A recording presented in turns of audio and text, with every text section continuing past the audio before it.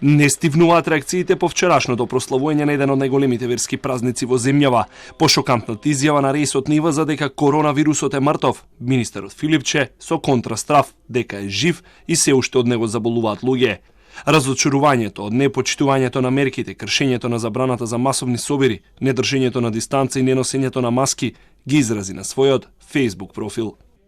Коронавирусот ниту е мртов, ниту е заминат. Тој е тука и за жал проблемот ке се провлекува се додека има такви кои го игнорираат. Многу пати повторив, но еве уште еднаш ке кажам. Здравствените работници не можат сами.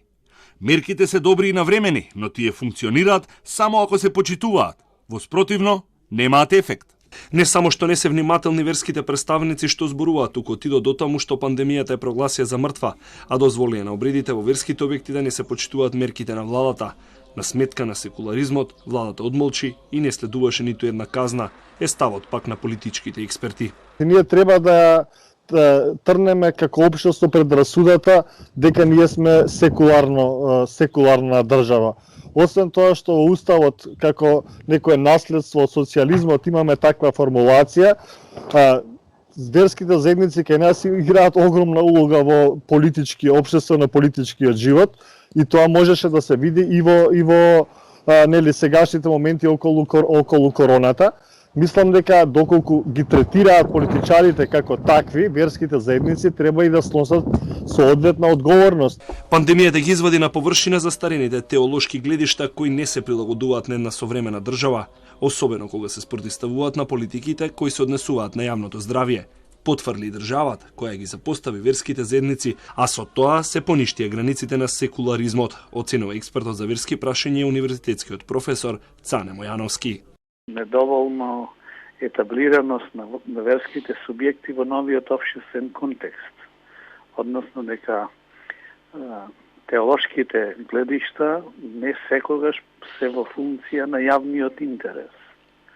И затоа треба тоа да се набљудува не само како индивидуален став, туку како прашање кое треба надлежните државни органи, особено оние кои се занимаваат со верските прашања, во наредниот период да поработат со верските заедници и да ги исцртаат линиите на секуларизмот.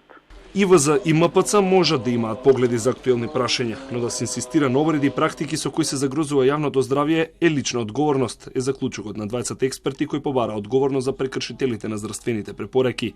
Иако техничкиот премиер Оливер Спасовски ревносно порача дека никој не е на државата, токму државата остави простор во карантинот за утрински молитви и не ги затвори верските објекти за неголемите празници на двете најголеми верски заедници. Единствено скапо оро по празникот Велигден платија ги евгеличани, а полиција се уште го испитува на водниот случај со лица кои играат пак оро во чаир за време на полициски час.